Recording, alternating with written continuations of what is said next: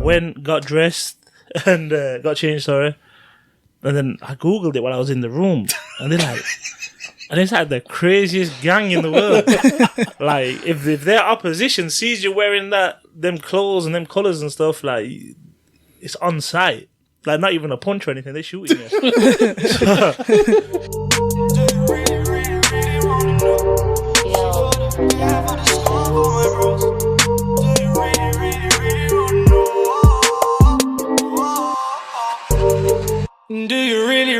Welcome back to the MVP podcast. We are here today for a special episode of Fight Club. I'm going to hand you over to the announcer to announce the fighters. Ooh, yeah. By the way, I've been practicing this for ages, by the way. So if I flop, please forgive me. Well, I don't even know how to start this anymore. So, in the blue corner. Nah, there's no blue corner. Listen. So, welcome to Fight Club. In the far corner, we've got coming in at 250 kilograms. Hailing from Lahore, Pakistan. I'm from Peshawar, bro. You got it wrong. Wearing Adidas trainers when he is a Jordan guy. Danny Khan. Hey. And coming in at 100 kilos. Oh, yes. How does he weigh less than The gym's paying off. rigged? Says he goes to the gym, but he doesn't. You wasn't with me shooting in the gym? Naeem, the dream. We're here.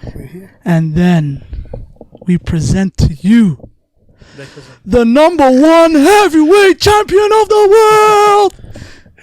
Is Anthony Joshua here? He looks like Danny Khan. I'm Naeem. And Naeem. Without hair. Without hair. Looking like Tupac should be here right now. Our boy Nas.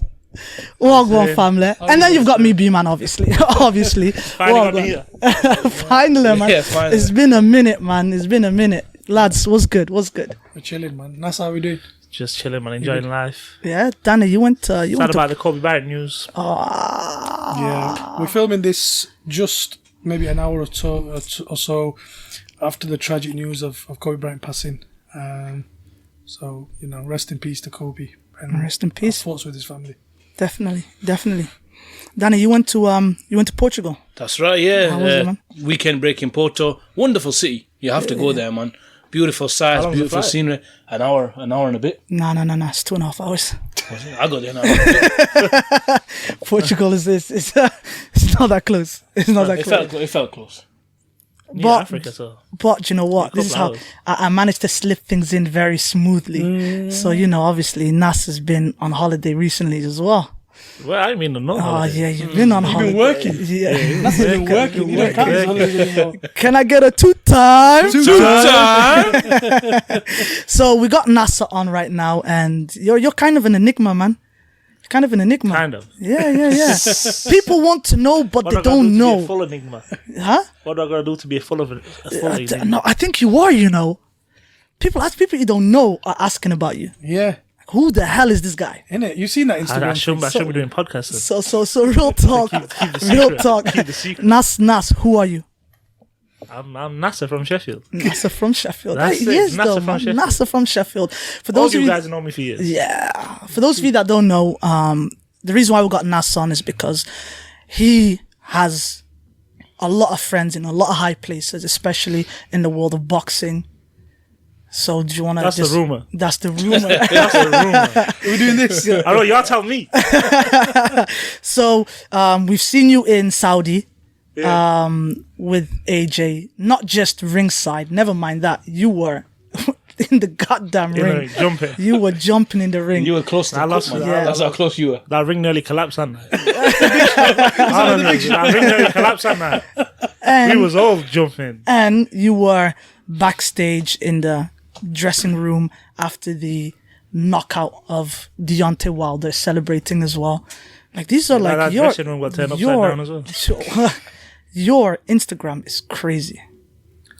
I won't say crazy. That's just my life. Well, do you know, obviously, to It's people just- as normal as us, I don't know if you, I don't- to normal yeah. people like us, No, I know what you're saying. It's mad. Run us. It's a double life. Maybe a triple life. It's a triple. I got my normal life. Then I got the Bomb Squad life. And then I got the AJ Boxing 258 life. 258. 258. Damn. Representing. Tell us, Not man. 24/7. How? Do you know what? Just tell us, how did this all start? I've been around boxing for years. I used to train as a teenager. Made a lot of friends. And then, do you want the long story or the short story? Yo, the story that's best for you. So, what was it, 2013? Amir Khan had a show in Sheffield. He was fighting.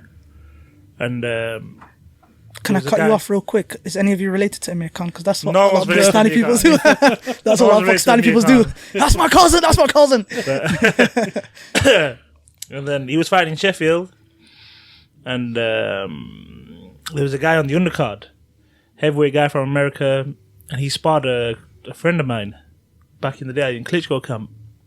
But this friend, Richard Towers, shout out Richard Towers, he was in Germany sparring somebody else. So he rang me, he said, yo, a friend of mine is in Sheffield. He's fighting on the weekend. Like, he's not really doing anything. Like, do you mind just taking him around, showing him the restaurants? He just sat in his hotel room. So I was like, someone rings in for a favour sometimes, like, ah. So I was like, okay, for Richard, yeah, I'll do it. So anyway, I go pick up this guy. And I don't know who he is. I've never heard of him, never heard of his record, whatever. Like, nobody ever really heard of him. And it ended up being Deontay Wilder. Bomb Squad! Bomb Squad. This guy's waiting for that. I He was waiting for that. Yeah, and again, then to cut a long story short, we just hit it off from that day. And we spent that whole week together, became friends, became brothers. His coach, his trainer, JDs, everyone, we all just became really close. And just ever since that day, we've just been friends. And it just developed into that. And it developed into, like, just a crazy life experience. Wow. So then how did the AJ thing come about then? And the AJ thing happened like a few years later. Like, we bumped into each other a few times. We bumped into then another friend of mine, Kez Ashfaq. He was training for the Olympics at that time, and he told me and a friend of mine, come down and train. No, come down and watch me train. And so we went to the gym. AJ was there, and then we was like formally introduced. Like, we spoke before a few times anyway. And then his best friend KD, shout out KD, he was there. And again, like, we just hit off a friendship. They knew I was close with Deontay and all that stuff, but I don't know, just hit off a friendship straight away and never looked back.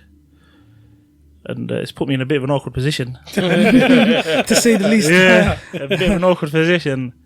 But it's a good experience at the same time. So what are you doing if the two of them get into it? I'm sitting at home, I'm watching it in Pixel. I'm watching it in Pixel, I'm watching it in Useless. No allegiances, yeah? For those of you that don't know Nasser, man, he's a lovely guy, man. He's easy to get along with. So, you know what? When you say these things about getting along with these people, it's who you are, isn't it, Nasser, man? It's just so easy. Again, to that's what chat people with, vibe say. with. I just be myself with everyone. That's it, yeah. Everyone. Y'all guys know me. You're the same guy, man. Yeah. You're the same guy. Keep Obviously, some people say, he must do this, he must do that. He must be giving them some money, or he must be He must be a drug dealer. no, they must You be must giving be them all of money. that. I think they ain't got enough money themselves. They must have thought it Suge Knights here. That's it, man. That's it. Like, there's lots of stories out there, but nah, I just be myself with everyone. Like, that's why people message me and ring me sometimes, and when I see them in the street, like, how did you do it? How did you get in there? Or, can you get me in this and that? Like, it don't work like that. It doesn't work like that. It just happens. So can you get me in there, though? But tell us, 65 though. grand. 65 grand. Tell us though, what are they like? What's Deontay like? Because obviously they all have to market themselves in a certain way, and usually that's not really what their characters are like. But tell us I'd say, especially Deontay I'd say Wilder. with both of them, what you see is what you get. Deontay is like he's loud, he's fun to be around. Like, you don't know what's coming next with him. But then the Bronze Bomber's real too. Like, that's not. He doesn't make that up when he says, I'm two people. I'm Deontay Wilder and the Bronze Bomber. They are two people. The Bronze Bomber only really comes out fight week, a couple of days before the fight. But you do feel that it's not Deontay now. It's a different energy. Jekyll and Hyde. Yeah. But then Deontay is like, he's the funniest guy to be around. Like, he just jokes 24/7.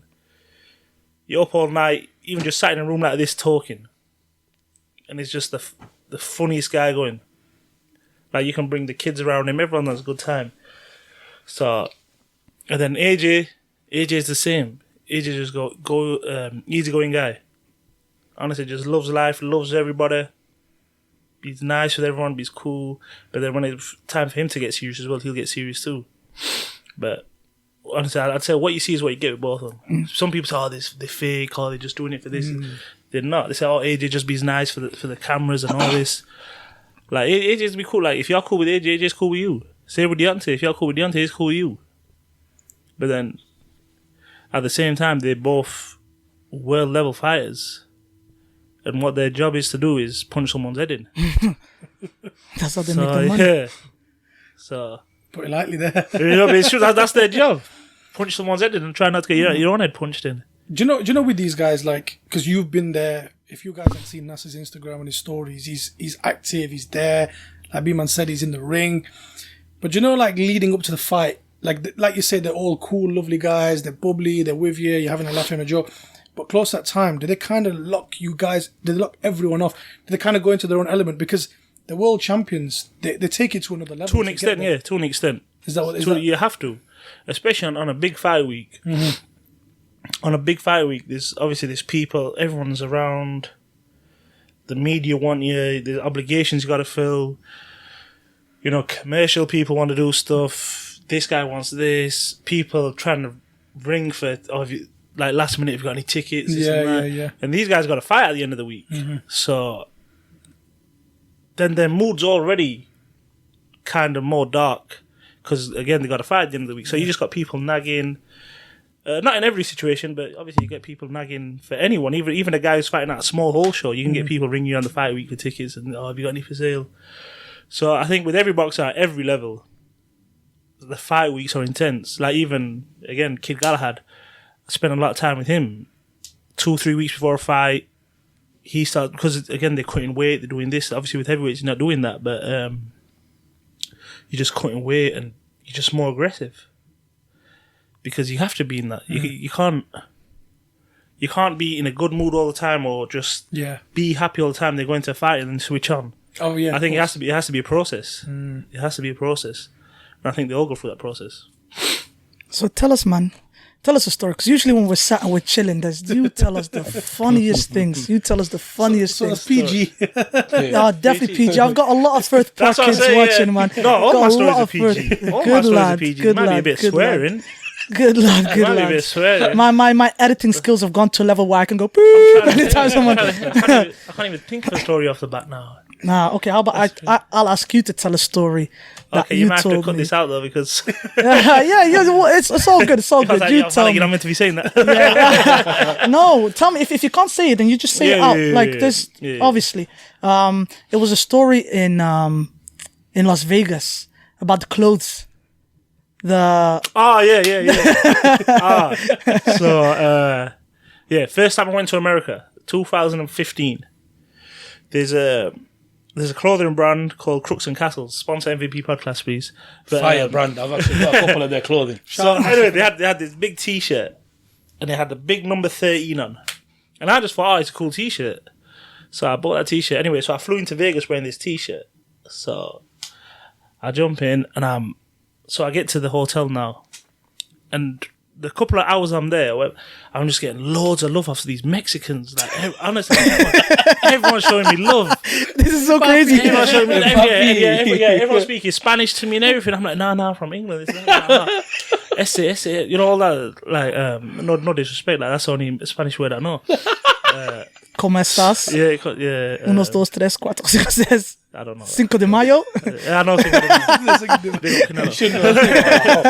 So, what's it called now? So I'm getting loads of love off these Mexicans. So anyway, now I go to see Deontay, and Deontay's looked at me. He's like, "Yo, what you wearing?"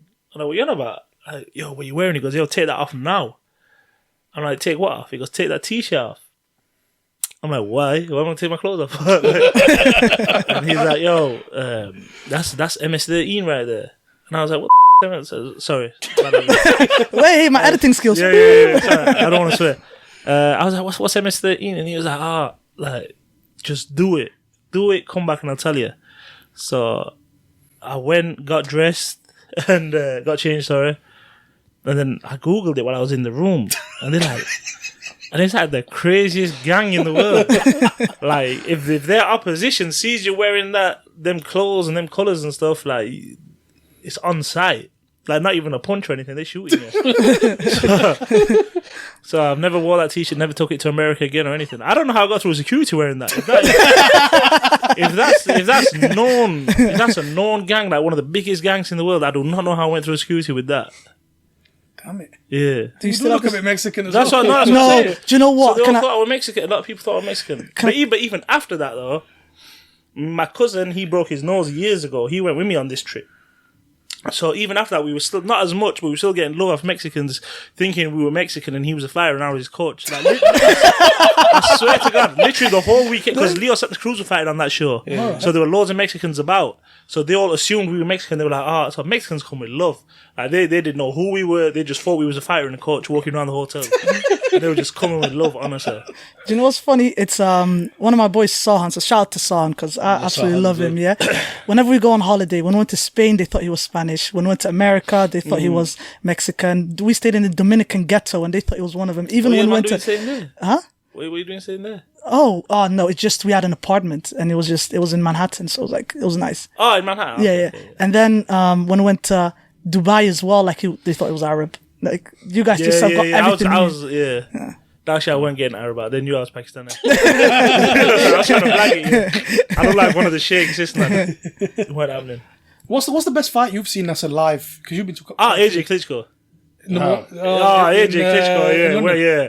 That was like, I thought I've been to big fights or seen some stuff before that, but that's when it took it to another level. Yeah. So then, what's your favorite fight of all time then? This is the one Nas and Keller. Yeah, brilliant fight. Nas represents Sheffield. Yeah, because we were kids watching that. That was a brilliant we stayed fight. up to watch that. Nas and Kelly, like that was an eye opener. Like we were, whoa! Like, this guy's from down around the corner in Winkerbank doing this in New York. Big old He was like Winkerbank. 8-9 years old. Mad.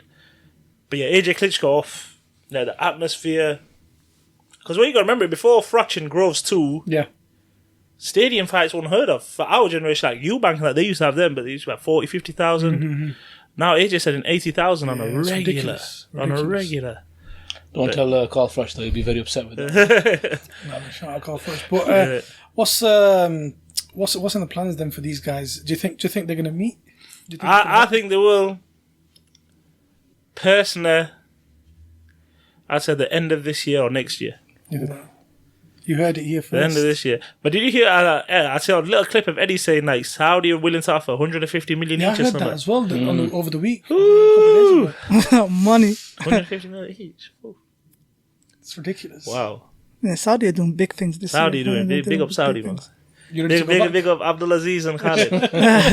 The princes. Yo, then tell us, because you know the one thing that I'm always intrigued about, not just in boxing, but just in any sports period. What is it like just before they're about to get onto the ring? I'm assuming you see them. Before the fight, I don't see him. You don't? Before the ring walks and all that. Like the last I see him is probably like lunchtime of the fight day. That's the latest I'll see him on fight. But that's still quite. Well, what are they like then? Yeah. That's the absolute latest. What's the mood like? What are they like? What's the preparation like? I think actually just itching to go. Like they're itching to go. One thing about them both, they do love fighting. They love it. Like once it comes to that, all this talk about money and pay-per-view buys, then all that goes out the window. They're not worried about that. They just want to get in the ring and throw down. They don't care if 80,000 people are there or 8. Like, they just want to throw down. And that's it. Yeah, it's nuts. You know, obviously you've been in the crowd a lot as well. Obviously, we've seen a lot of your stuff on Instagram. Who do you say is the best, the craziest person you've met in the crowd? Because you've met some people. We've talked about this off air. you've met a lot of people, a lot of famous people. Would you say is the best person you've met? Right now, Khabib has to be up there. Wow. Khabib has Eagle. to be up there. Yeah. For like current stars, for me, you don't get much bigger than Khabib. But I've met legends from the past, like Larry Holmes, all them guys, and even Mike Tyson. Name drop. Layla Ali, not Layla, sorry. Muhammad Ali's ex-wife, Muhammad Ali. yeah. That was nuts. I got to talk to her as well. I wanted to talk to her for hours, man. Like, she was with Ali when he was in his late 20s, early 30s, mid 30s, and like, it was what a time! What a time! Like, to pick her brain, I wish I had hours to talk to that woman. But yeah, I'm trying to think who else. I don't know. Some people, man. There's one that's the Mario Usyk Gomez. one, man. Goetze. So this is AJ Ruiz 1. So after we Let's Goetze, show it there. AJ Ruiz one. so we Goetze, what was it? Like, he was stood like 2 rows behind me, around the corner, and I just turn around and look, and I swear to God, the first thing I thought was, because obviously he was with his missus, so I just looked and I thought, oh, who's that woman who's brung like a little teenage boy with her? Wow. I swear to God, I looked like, yo, he looks a bit too young to be here, and it's to be with her, so I thought it must be like his big sister or something. And then I turned and I thought, yo, I know that guy.